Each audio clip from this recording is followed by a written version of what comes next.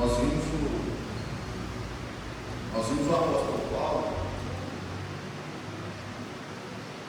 Nós vimos o apóstolo Paulo falando sobre os perigos externos, sobre aquilo que assolava a igreja.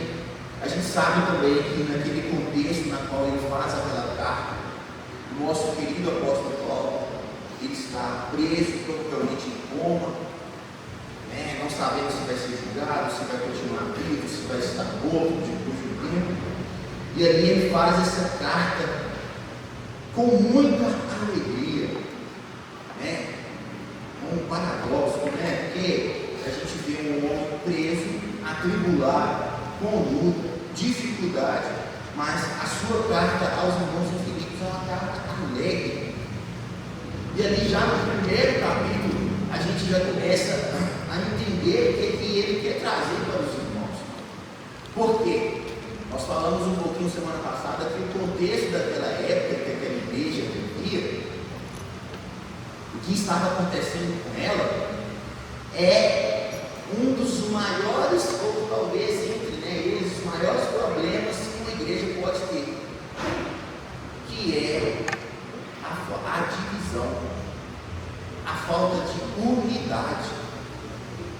E ali já no primeiro capítulo, o apóstolo Paulo já começa: olha, se vocês querem vencer os perigos externos, estejam unidos em amor, mesmo propósito, mesmo pensamento. E ali, depois, já no capítulo 2, que a gente começou, a gente vê os grandes riscos desse perigo, dessa divisão interna aí na igreja. Só para a gente recapitular mesmo, a gente falou então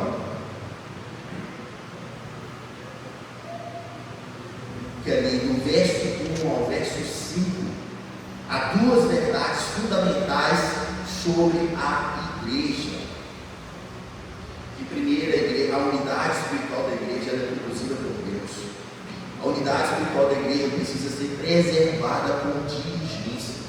É algo que é dado por Deus, dado pelo Espírito Santo, e cabe a mim, a você, a cuidar dessa unidade. Para não só vencermos os perigos externos, as provações, as lutas, mas para que a gente também venha honrar o nome do Senhor.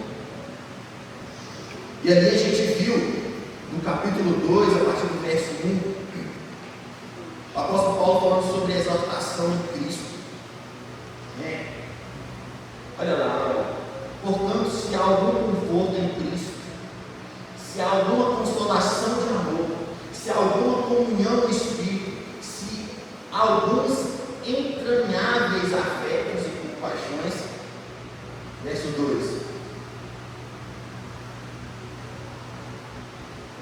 completai a minha alegria, em algumas traduções, para que sintais o mesmo, tendo o mesmo amor, o mesmo ânimo, sentindo uma mesma coisa.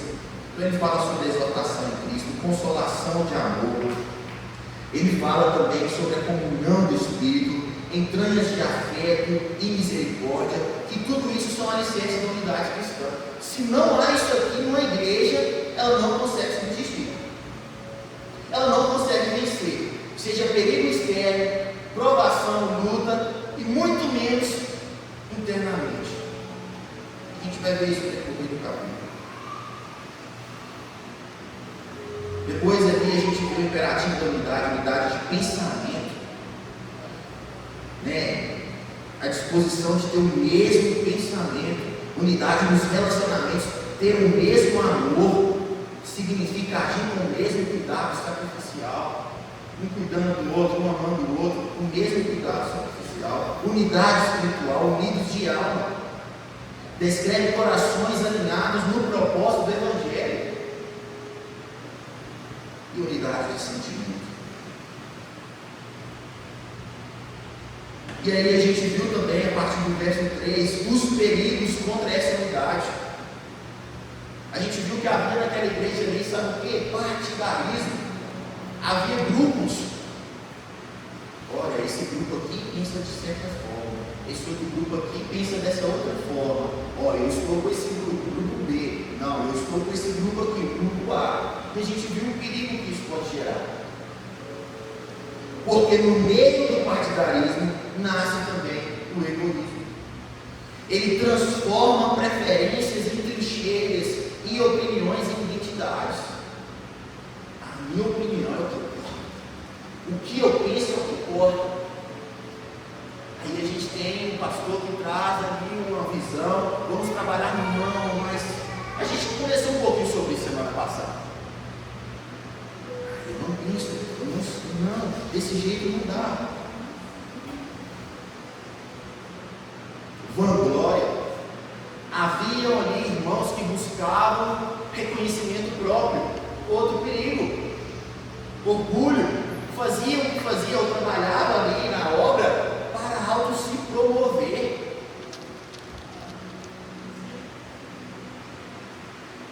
É um manifesto, né? É o desejo de se manifestar, de ser visto, de ser ouvido, de ser exaltado. Ela transforma o serviço em palco e o ministério em competição. Os irmãos brigavam entre si, como se a gente tivesse um ministério de louvor, e aí tinha um que queria estar, que queria ministrar, que queria ser o líder, e tem um outro também, e brigavam entre si, aquela coisa toda. Porque isso corrói de forma silenciosa a comunhão, transforma irmãos em rivais. E a gente falou um pouquinho disso. E também nós falamos sobre a virtude que promove a unidade. No verso 3, né, ao 5. Nada façais por contenda ou por vanglória, mas por humildade. Humildade. Cada um considere os outros superiores a si mesmo. E aqui a virtude que promove a unidade. Qual é essa virtude? A humildade. Sem humildade não há unidade.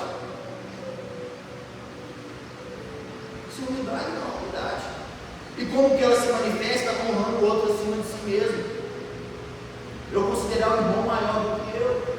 Nós falamos isso aqui, o apóstolo Paulo, ele poderia muito bem começar essa carta lá assim, olha, eis aqui o apóstolo Paulo, aquele escolhido por Deus, que foi encontrado por Jesus, e que, né, se manifesta e abre várias igrejas, é um cara grande, poderoso. Não, o apóstolo Paulo ele começa, eis aqui o servo de Cristo.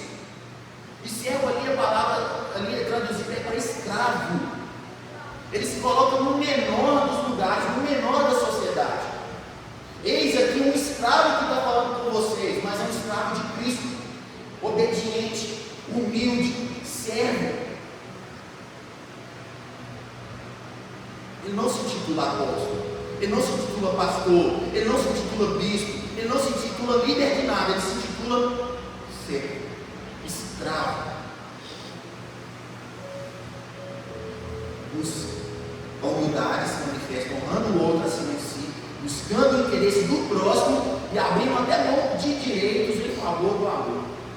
E a gente vai ver isso.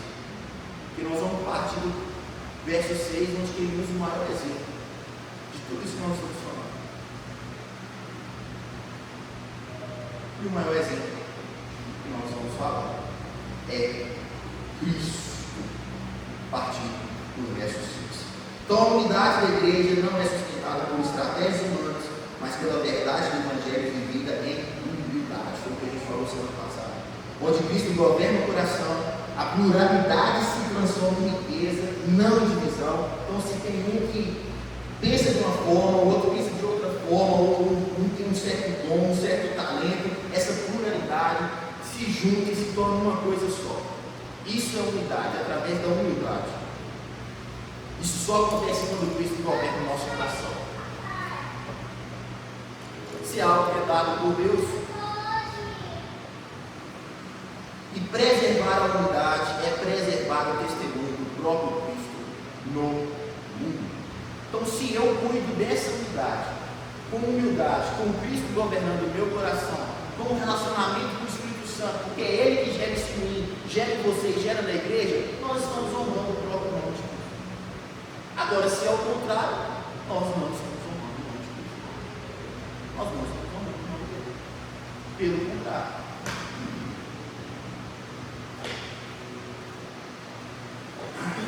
E aí, a gente vai para o verso 6. A humilhação e exaltação de Cristo.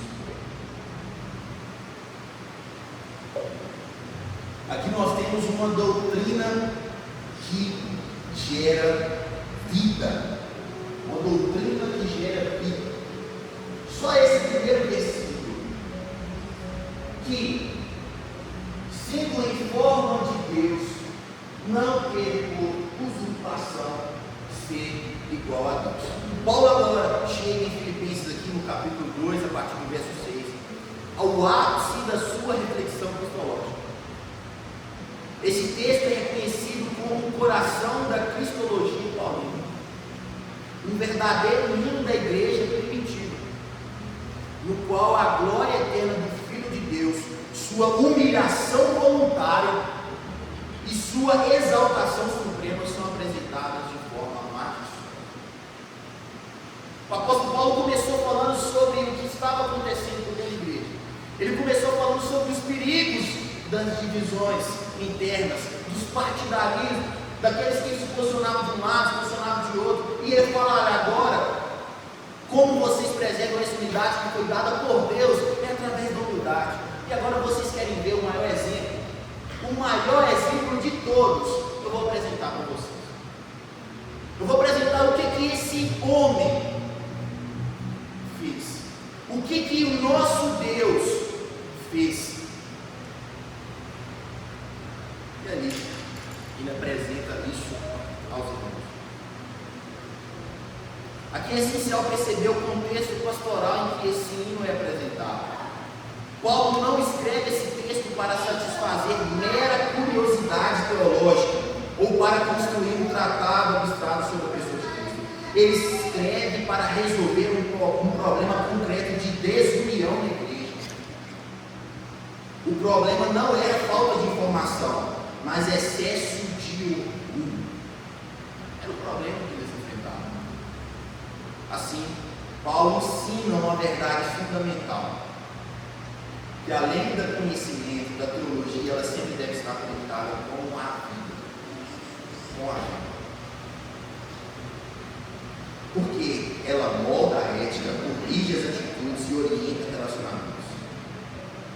E a igreja, ela precisa pensar teologicamente para viver corretamente. Glória a Deus. Glória a Deus.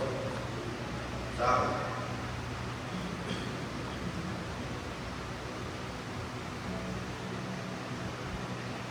Aí uma perguntinha para a gente, antes da gente iniciar: como reagimos quando enfrentamos conflitos na igreja?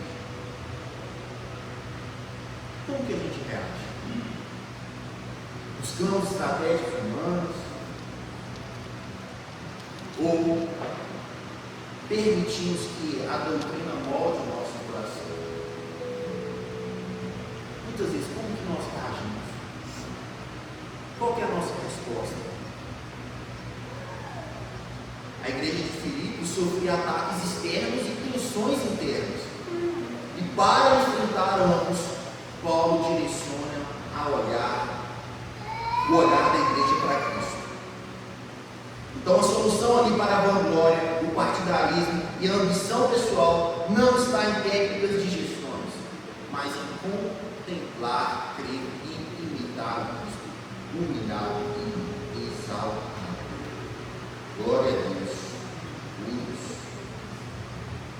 Então aqui a gente já vê, a partir do verso 6,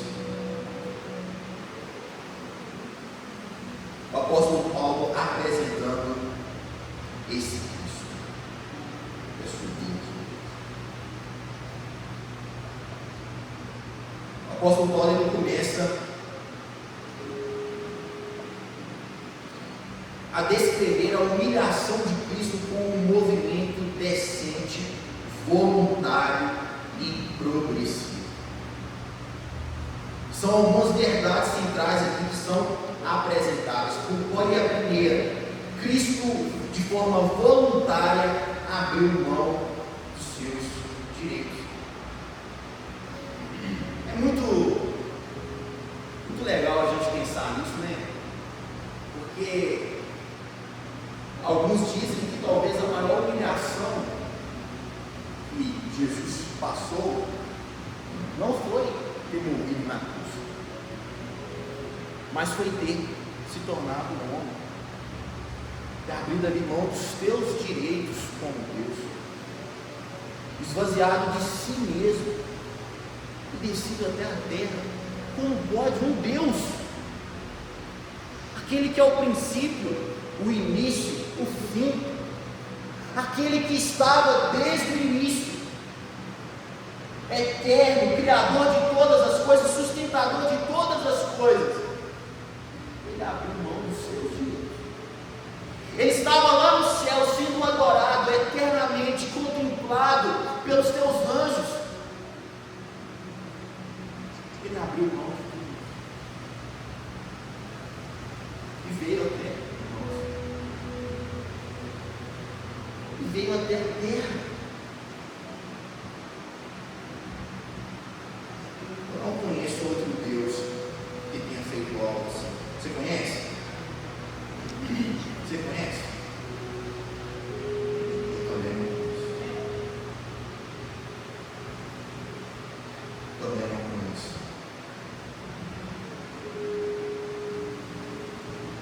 Ele, de forma voluntária, abriu mão dos seus direitos. Jesus, antes da sua encarnação, sempre foi coigual a Deus, coeterno, consubstancial com o Pai e com o Espírito Santo. Ele sempre foi revestido de glória e majestade. Ele é o Criador de todas as coisas, visíveis e invisíveis. Ele sempre foi adorado pelos anjos nas cortes celestiais. É esse Deus divino. É esse Deus. Paulo ali continua dizendo que Jesus, ele subsistia da forma de Deus. Jesus está de maneira inalterável na forma de Deus. A sua essência e o seu ser imutável são divinos. O Filho do Pai, Deus por natureza, é esse. O que Paulo está dizendo, pois, aqui em Filipenses 2,6, é que Cristo sempre foi e continuará a ser Deus por natureza, a expressa imagem da divindade. O caráter específico da divindade, segundo se manifesta em todos os atributos divinos, foi e é sua eternidade. Jesus sempre foi Deus e ele sempre possui toda a glória e louvor no céu. Com o Pai e com o Espírito Santo, ele sempre reinou sobre o universo. E é esse Deus. Não tem como um pastor ser igual. Ele abriu mão dos teus direitos. É como se o apóstolo Paulo dissesse assim: olha, vocês estão brigando aí internamente com fama, status aí dentro da igreja, local de vocês. Olha o Deus que vocês servem, o que ele fez. Esse é o maior exemplo que vocês têm. Um ser todo-poderoso, digno de todo louvor e adoração, que possui todo o poder em tuas mãos, o Criador dos céus e da terra, adorado, exaltado pelos teus anjos, pelas estrelas, por tudo que existe. Esse Deus é o Deus de vocês, o maior exemplo de humildade. E vocês estão aí, se dividindo entre si.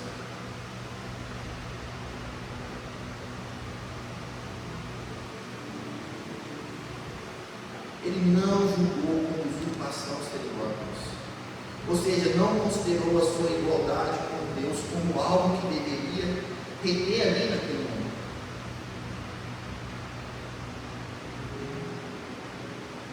Jesus não se agarrou aos privilégios da sua igualdade com Deus, antes abriu mão dela por amor aos homens.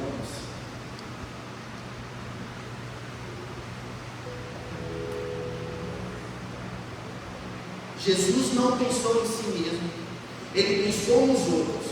Ele abriu mão da sua glória, desceu das alturas e usou os seus privilégios para abençoar os outros. Isso é outra coisa. O que ele tinha, ele usou ainda para abençoar outras pessoas.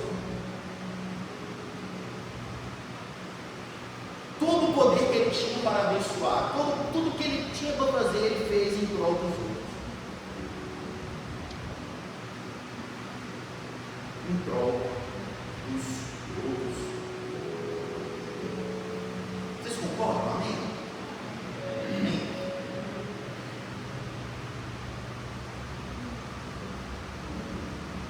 Ele não considerou sua igualdade com Deus.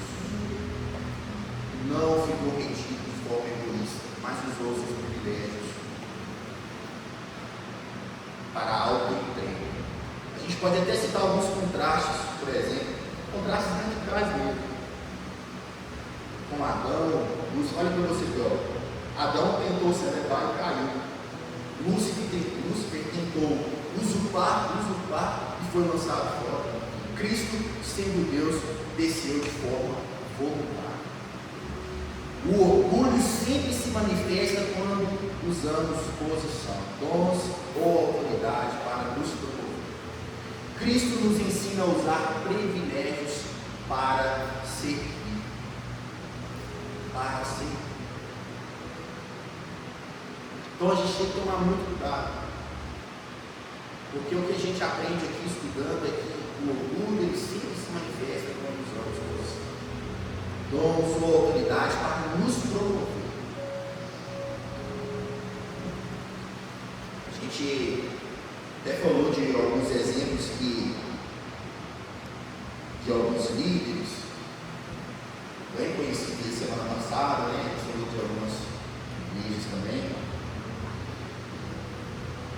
que líderes e pastores, outros mais, se promovem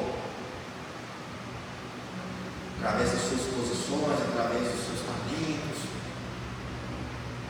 e sempre cai. Falamos, né, de um grande líder aí que agora está provavelmente para ser investigado pelo caso do próprio Master. Envolve a sua igreja, a sua denominação.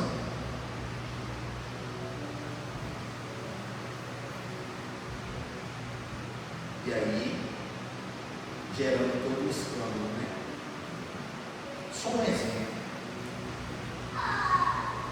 E ali, o apóstolo Paulo, naquele contexto, ele apresenta o maior exemplo de humildade do próprio Deus, que não usurpou o fato de ser Deus, mas ele esvaziou-se de si mesmo.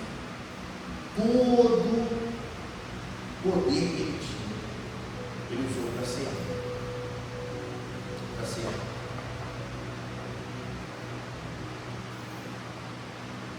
Amém? Glória a Deus. Aí no verso 7,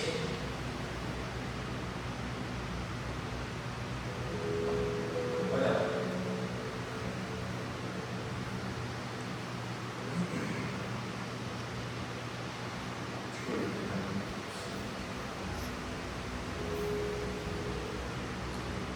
Pelo contrário, ele se esvaziou, assumindo a forma de servo, tornando-se semelhante aos seres humanos e reconhecida em figura humana. É esse.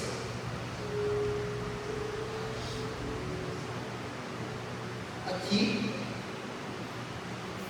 a gente vê que Cristo se esvaziou, que indica aqui um esvaziamento real. Cristo não deixou de ser Deus, mas ele abriu mão da manifestação visível de sua glória, das prerrogativas de sua majestade, do livre exercício de sua autoridade. Ele permaneceu plenamente sendo Deus, mas assumiu plenamente a condição humana. Ele esvaziou-se desses privilégios. De forma completa, de forma plena, assumiu a condição humana. E tornou-se para eles e para nós o maior exemplo de humildade e de serviço.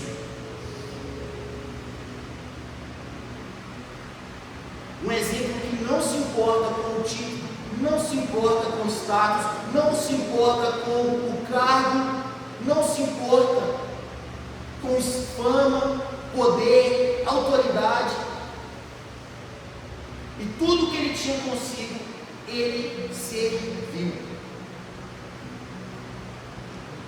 O nosso maior exemplo nos ensina que para mantermos uma unidade saudável na nossa comunidade, devemos servir uns aos outros.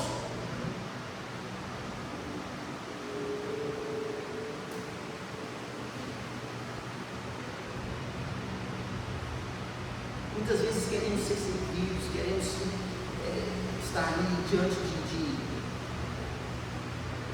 muitas vezes no cargo alto, enfim. O maior exemplo é um Deus que esvaziou-se de si mesmo, dos seus privilégios, e de forma plena se colocou como humano e nos ensinou a ser. A humildade cristã não é negar quem somos, mas submeter quem somos ao serviço de Deus e do próximo. Essa é a humildade. Cristo assumiu a forma de servo. Ele não fingiu servir, ele se tornou servo de fato. Jesus nasceu pobre, viveu como servo e morreu como criminoso. Ele veio para servir pecadores, lavar pés sujos e tocar vidas quebradas. E aí fica uma pergunta para mim e para você: será que o nosso serviço, muitas vezes aqui na igreja, ele não é condicionado ao reconhecimento ou à expressão de amor sacrificial? Ou é a expressão de amor sacrificial? Será que é um serviço condicionado a um certo reconhecimento? Porque era o que estava acontecendo lá naquela igreja. Os irmãos serviam, trabalhavam, davam até um bom testemunho, mas eles faziam para serem reconhecidos. Eles faziam para ter um status.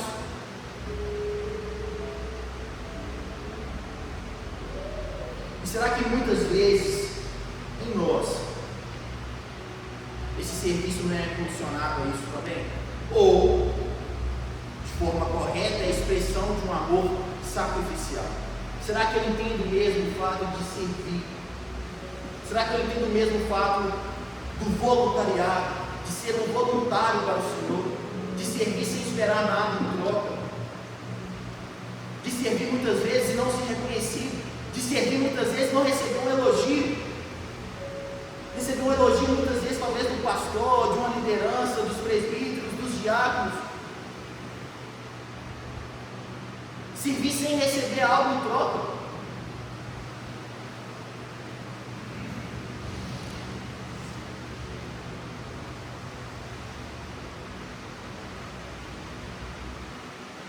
Cristo assumiu a forma de servo.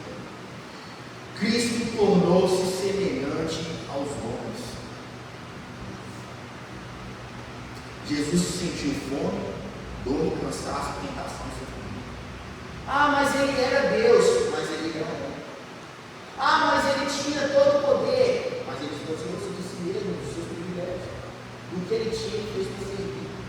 Porque muitas vezes a gente escuta esses argumentos: não, mas Jesus fez porque ele era Deus, não tem como ser ele igual ele, não, mas ele era homem, 100% homem.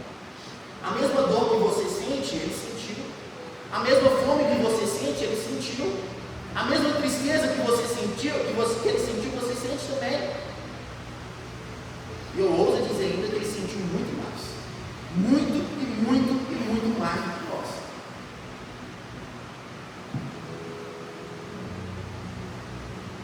Perseguido, caluniado, tratado como um criminoso, foi morto numa cruz, a pior morte que poderia ter na época. A gente vive aí aos 70, 80, 100, morre de causas naturais.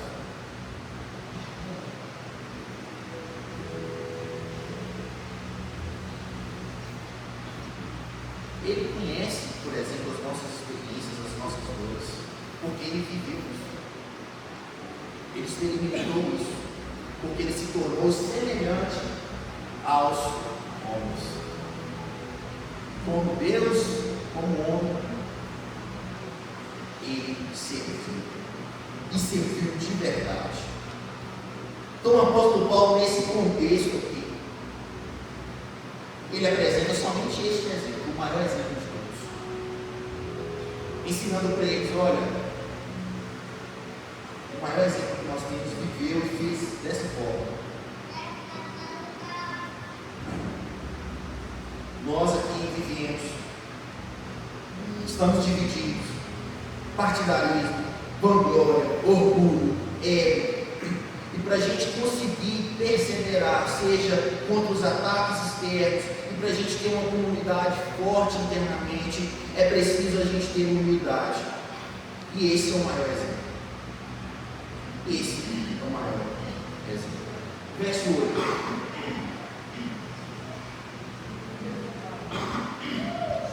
E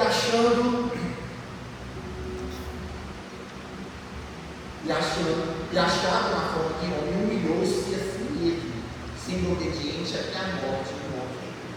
Na minha tradução, ele se humilhou, tornando-se obediente até a morte de cruz.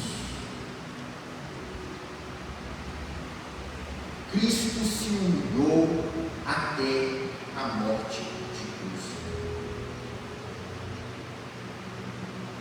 E a gente sabe que a cruz aqui representa o ponto mais profundo da humilhação. Pois ela foi dolorosa, ultrajante e maldita. Quem era condenado a morrer numa cruz era considerado maldito, desgraçado, miserável.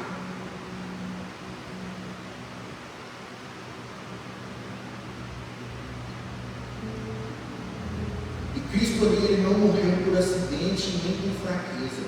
Ele se entregou de forma voluntária para satisfazer a justiça divina e revelar o amor de Deus. É esse Deus que é o maior exemplo. Esse Deus que é o maior exemplo.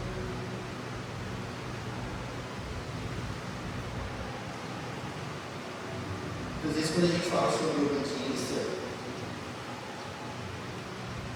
a gente trata a obediência como algo que a gente deve fazer para receber algo em troca. Eu só obedeço para eu ser abençoado. Eu só faço para receber isso. E muitas vezes é algo que é tratado até como bênção financeira. Se eu viver dessa forma, o Senhor vai abrir as portas para mim. Se eu fizer dessa forma, eu agir dessa maneira, eu falar dessa forma, eu viver dessa forma, Deus vai abrir as portas, eu vou ser muito abençoado, eu vou ter muitas coisas, vou conquistar. Mas a obediência aqui que Jesus nos ensina é uma obediência de servidão, uma obediência de abrir mão de direitos, uma obediência de esvaziar-se de si mesmo, não buscando os seus interesses, mas o interesse do próximo. O interesse do próximo.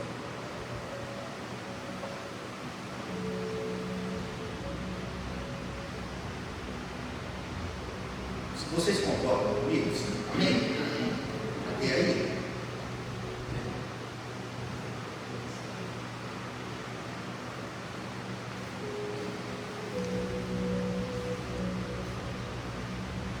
Então esse aí é o Cristo. E achado na forma de homem, humilhou-se a si mesmo, sendo obediente até a morte e morte de cruz. Glória a Deus por isso. Então ali, após o apóstolo Paulo tratar sobre os atributos da unidade, aquilo que deveria ser necessário para manter-se uma igreja unida de forma forte, plena, para vencer desafios, para vencer dificuldades, ele fala sobre a unidade. E ali ele usa o maior exemplo de unidade. E que deve não ser somente para eles, mas para mim e para você. quando a gente for falar sobre humildade, quando a gente tentar viver de forma humilde, vamos usar Cristo como exemplo. Viver da forma como Ele nos ensinou. E aí depois, o apóstolo Paulo já faz uma transição a partir do verso 9. E agora ele fala sobre a exaltação de Cristo. Olha lá, ele já começa o versículo lá. Por isso, então quer dizer, portanto, né, indicando algo. O que ele indica? A exaltação de Cristo. O verso 9, ele diz, por isso, também Deus o exaltou de forma soberana e lhe deu um nome que é sobre todo nome. A humilhação não foi o fim. Deus respondeu à obediência do Filho com a exaltação suprema. E é isso que Deus faz. Quem aqui participou quando a gente está estudando sobre as cartas direcionadas às igrejas lá em Apocalipse, né, a igreja da Ásia Menor, o que acontecia quando, lá no finalzinho de cada carta, o que Jesus escrevia? Aos que perseverarem, eu darei a coroa da vida. Aos que perseverarem, eu darei um novo nome. Aos que forem obedientes, e aí vai. A exaltação de Cristo. Deus respondeu a obediência do seu Filho, assim como Deus responde a obediência nossa. É o que eu disse aqui. Não é tentar ter uma vida obediente para ter algo em troca, para ter uma bênção. Porque, irmãos, uma coisa que eu posso dizer para você é o seguinte: eu não posso dizer para você que você vai ser rico. Eu não posso dizer para você que você daqui 10, 15, 20 anos vai ser milionário. Eu não posso dizer para você que, não sei, que a sua família, a sua geração vai ser uma família de grandes homens e mulheres com muito poder, com muito status, com muita fama. Eu posso dizer para você que você vai ter muita aflição. Eu posso dizer para você que você vai ter luta. Eu posso dizer para você que você vai ter isso, porque Jesus disse isso, que no mundo tereis aflição. E a obediência, ela não está condicionada a você ter algo em troca. Pelo contrário. A obediência tem que estar condicionada ao amor, ao serviço. E aí Deus, em resposta à sua obediência, Ele irá te exaltar. Ele irá te exaltar. Há mulheres e homens que passam a vida toda, vivendo muitas vezes à margem da sociedade, financeiramente falando, mas de forma obediente, servindo ao Senhor. Mas essas pessoas, diante de Deus, serão exaltadas. Pelo menos aos olhos humanos, a gente pode enxergar e ver como algo humilhante, mas aos olhos de Deus, é exaltado. É exaltado.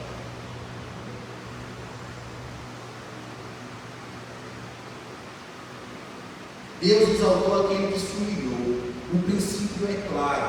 O caminho da glória passa por Deus. Quem busca a exaltação própria caminha para a ruína. E quem se humilha diante de Deus será exaltado no tempo certo. Por isso também Deus o exaltou de forma soberana. A exaltação é incomparável. Cristo foi super exaltado e recebeu o nome acima de todo nome. Ele é Senhor absoluto. Ele é Senhor absoluto.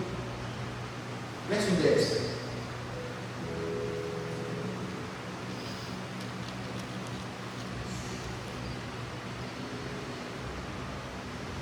Para que ao nome de Jesus se dobre todo o joelho, nos céus, na terra e debaixo da terra.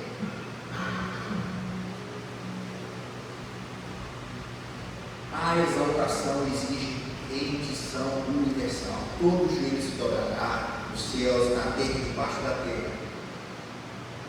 Alguns o farão com alegria, outros com terror. Hoje nos dobramos por fé, amanhã todos se dobrarão por evidência. 11. Toda língua confesse que Jesus Cristo é o Senhor, para a glória de Deus Pai. A exaltação será proclamada de forma universal. Toda língua confessará que Jesus Cristo é o Senhor. Não haverá silêncio de neutralidade. Essa é a resposta de Deus à obediência do seu filho.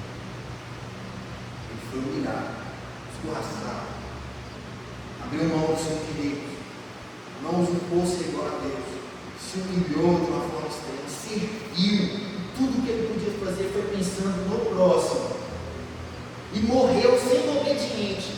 E não só morreu, mas a morte de cruz, que é a pior morte que tinha. Deus o exaltou. E de exaltou de uma forma super exaltada, plena. Plena. Exaltação, ela tem um propósito final, a glória de Deus Pai. A obra de Cristo não termina em sua própria glória, mas na glória de Deus Pai. Toda vanglória humana é vazia, e somente a glória de Deus é eterna. Então tudo o que fizermos, servir, trabalho, qualquer tipo de coisa na obra do Senhor, tem como propósito final a glória de Deus. Nossa vida e nosso serviço apontam para a nossa reputação ou para a glória de Deus? É uma pergunta que fica para mim e para você. Aponta para onde? Tudo que a gente faz, todo o nosso serviço, aponta para a nossa reputação ou para a glória de Deus? Então o caminho aqui da unidade, estou indo um pouquinho rápido para a gente seguir. Semana passada a gente ficou 5 versículos só. O caminho então da unidade, a gente vê ali no verso 6 ao 11, não é apenas para ser admirado, mas imitado. O antídoto contra a vanglória, contra o partidarismo e a desunião é o mesmo, é a mente de Cristo, é o exemplo de Cristo.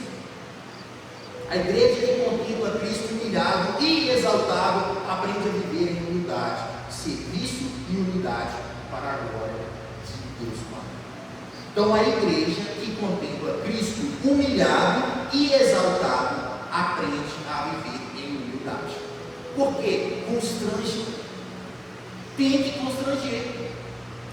Quando a gente fala e lê sobre isso, e aprende um pouquinho nesses versículos, tem que me constranger, tem que te constranger, tem que constranger a igreja.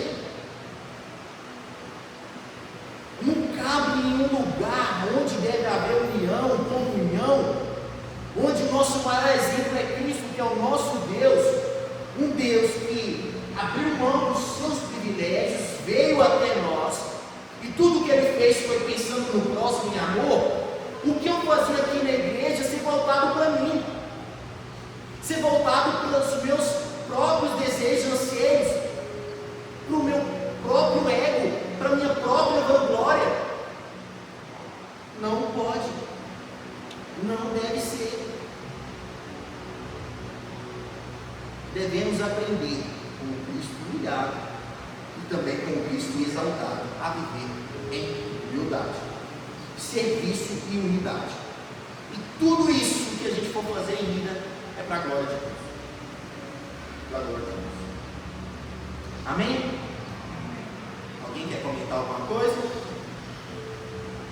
Está tranquilo?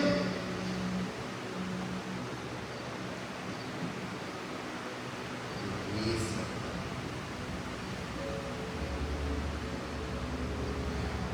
A gente foi até o verso 11, né? Correto? Agora a gente passa para o verso 12.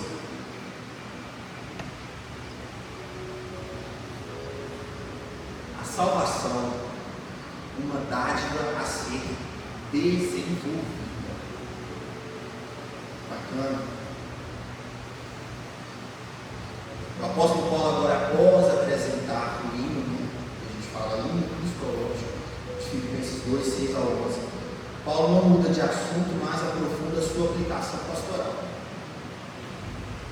A conjunção conclusiva pois mostra que tudo o que segue é consequência direta da humilhação e exaltação de Cristo.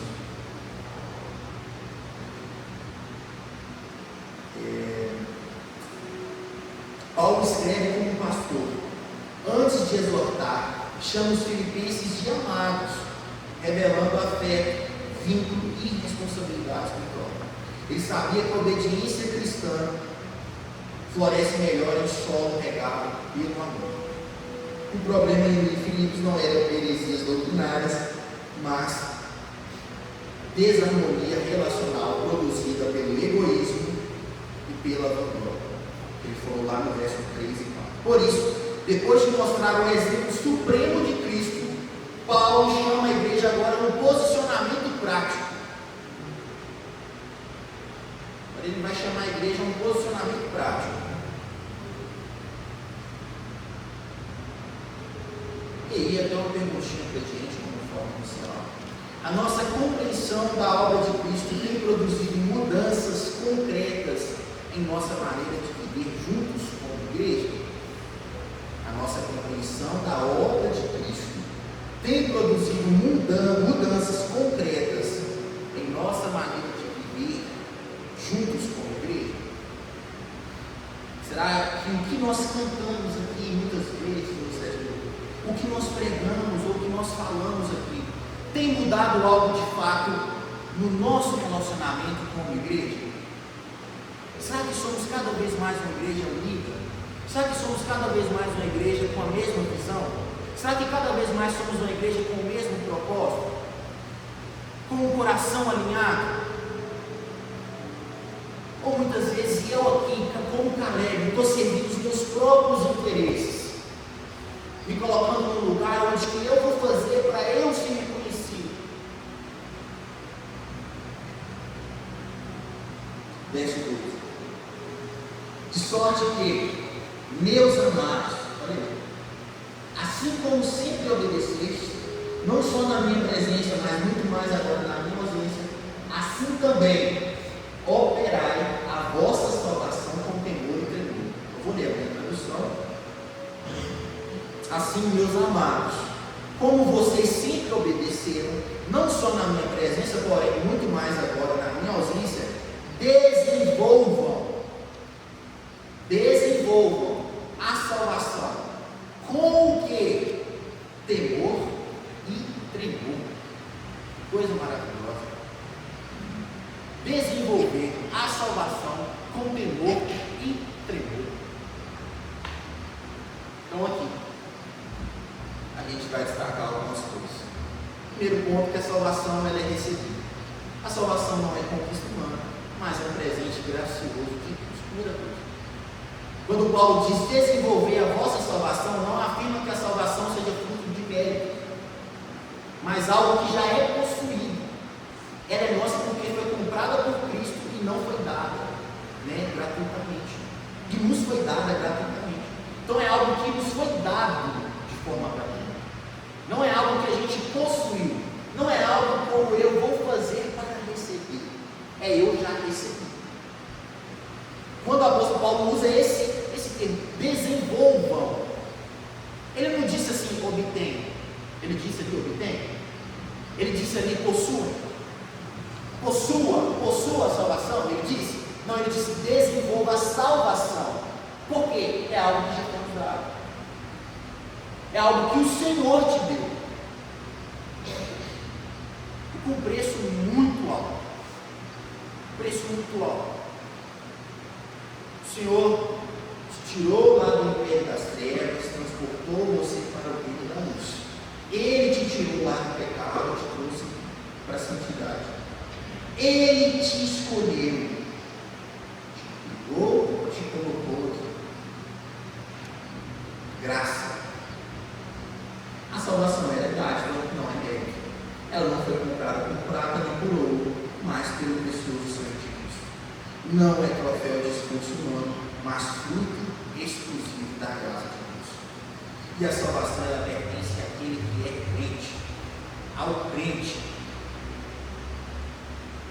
A ênfase ali no pronome vossa indica posse real permanente. A Escritura afirma que não há condenação para os que estão em Cristo Jesus, Romanos 8:1, e que nada pode nos separar do amor de Deus, Romanos 8:31, 39. Amém? Nada. Aí eu pergunto para a gente vive com segurança de quem sabe que foi salvo pela graça, ou com medo de quem ainda tenta merecer a salvação? Olha, eu digo uma coisa para vocês que eu estava pensando lá em casa. Eu dou graças a Deus pela forma como a gente trata esse assunto hoje na nossa vida. Como de forma plena e clara a gente pode falar sobre a graça de Deus. Porque há pessoas ainda que vivem com o medo de quem ainda acha que merece ser salvo. Acha que fazendo algo vai merecer a salvação. Vivendo de certa forma vai... Não merecemos. É algo que foi dado por Deus.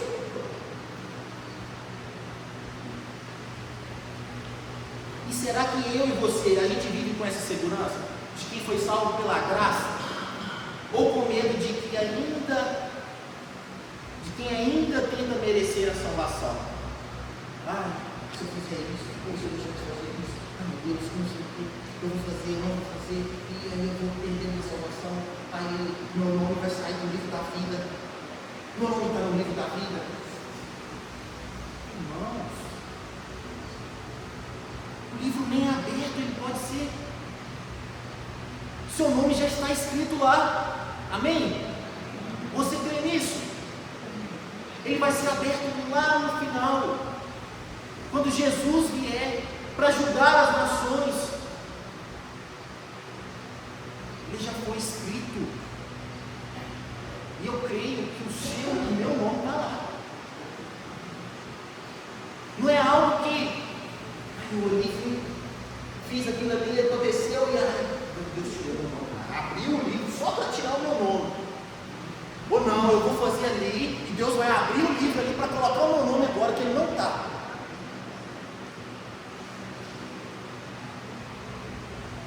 A gente tem que viver com essa segurança de quem sabe que foi salvo pela graça. Mas aí, olha, a gente vai ver a responsabilidade humana também, porque o apóstolo Paulo disse, olha, desenvolvam essa salvação. Já que vocês receberam isso de graça, já que seu nome foi escrito de graça, né, no sentido que você não fez nada por merecer, mas sim Cristo, agora vocês têm que desenvolver essa salvação. Essa certeza tem produzido gratidão e obediência ou acomodação espiritual. Vou falar bem rapidinho, tá, gente? Pelo menos esse ponto, pode passar para o verso 13 também, só para eu ler aqui, rapidinho. Porque Deus é o que opera em vós, tanto querer como efetuar, segundo a sua boa vontade. Salvação desenvolvida. Paulo apresenta aqui a harmonia entre a soberania divina, é o que eu acabei de dizer, o que Cristo faz, o que ele fez comigo, com você, e a responsabilidade humana. Deus age, o crente responde. A salvação é obra exclusiva de Deus, mas isso não elimina a nossa participação ativa. Desenvolvemos a salvação porque Deus já operou em nós. Porque Deus é quem opera em vós. Tanto querer, como efetuar, até o querer. É Deus que opera. Olha, não, a gente não tem nada não. A gente não quer nada não. Se a gente olhar o que o nosso coração quer, é só o pecado. É o que o apóstolo Paulo fala. A justiça humana ela é considerada um trapo de imundície. É o Senhor quem opera em você. fé, amor, tudo.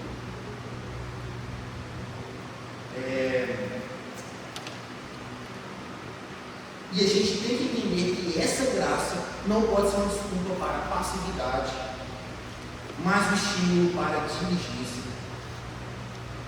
O verbo ali usado indica esforço contínuo, perseverança até a plena realização. Volta no 12, por favor. Sorte, meus amados, assim como sempre eu disse, não só na minha presença, mas muito mais agora da minha ausência. Assim, também operai, ou desenvolvam a vossa salvação, e com temor e tremor. Aquele verbo utilizado ali, operai, desenvolver, indica esforço contínuo, perseverante, até a plena realização. Não trabalhamos para possuir a salvação, mas porque já a possuímos. A resposta de todo cristão, de todo crente, à salvação que foi dada a ele, onde que Jesus escolheu ele, escolheu você, escolheu a mim, é possuirmos, é trabalhar, é perseverar, mas não para ter a salvação, mas porque nós já a possuímos. Senão ele ia escrever lá, ele escreveu que a gente vai possuir. Não, ele não falou assim. Ele falou para desenvolver. Com temor e tremor. O temor aqui não é o medo servil, mas a reverência profunda diante da santidade de Deus. É a consciência sensível de que vivemos diante dele e prestamos contas a ele. É sobre isso. Se eu entender que eu tenho que entender que não é eu deixar de fazer algo e eu vou receber algo de volta. É porque eu já recebi e eu não vou fazer. É porque eu já recebi e eu vou fazer agora. Por isso que Paulo, antes de exortá-los, eles apresentam qual Cristo que é o exemplo, aquele Cristo que foi humilhado e o Cristo que é exaltado. É uma reverência profunda diante da santidade de Deus. O querer e o realizar procedem de Deus.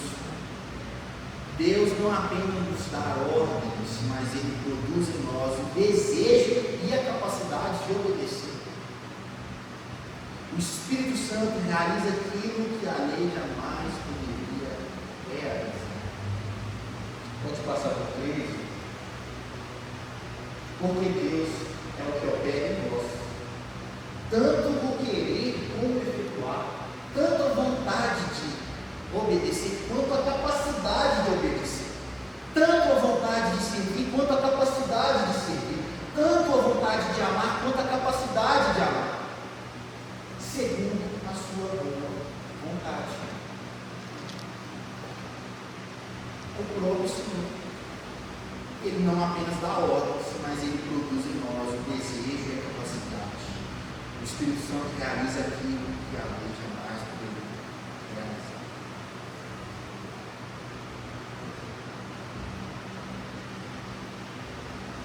Nosso temor diante de Deus tem sido reverente ou superficial? Porque quando eu entendo tudo aquilo, quando eu entendo que Deus me escolheu, quando eu entendo que foi me dado essa salvação, eu entendo que há uma responsabilidade por minha parte, como igreja do Senhor, também em desenvolver ela.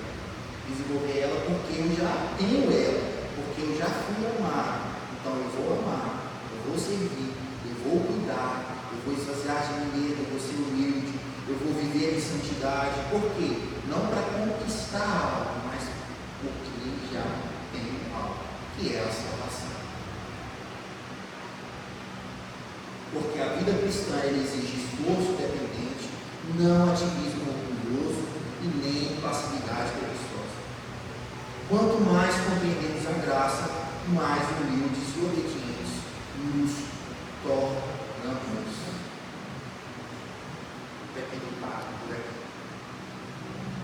Depois ele fala no verso 14 a 16, sobre a salvação demonstrada. E depois, a partir do verso 17 até o 30, ele fala sobre homens imitadores de Cristo. Mas a gente vai parar por aqui, até o verso 15. Amém? Depois você continua lendo lá, você vai ver sobre essa salvação de forma demonstrada, tá? Que ele vai tratar sobre relacionamentos transformados, ele vai tratar sobre conduta irrepreensível.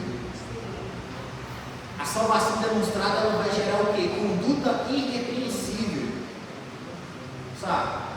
Coloca o verso 15, por favor, rapidinho. Olha lá. Para que sejais irrepreensíveis e sinceros, filhos de Deus inculpáveis, no meio de uma geração que corrompida e perversa, entre qual resplandeceis como astros no mundo, para que sejam irrepreensíveis e puros, filhos de Deus inculpáveis no meio de uma geração pervertida e corrupta, na qual vocês brilham como luzeiros no mundo. Essa é a salvação demonstrada. Então, se eu possuo a salvação, se Deus me escolheu, qual que é a minha resposta agora? Desde o começo, o apóstolo Paulo tratando sobre unidade, serviço, amor, cuidado, se esvaziar de si mesmo, né? Colocar os outros diante, acima de você, o interesse dos outros, e também viver de forma irrepreensível, sinceros e inculpáveis, tá? Dando testemunho, fidelidade à palavra de Deus. No verso 16 ele vai falar sobre isso também. Amém. Glória a Deus por isso. Amém? Tem um pouquinho rapidinho, senão a gente fica só num trechinho só. Mas que isso. Eu queria convidar você a ficar de pé, a gente fazer uma oração.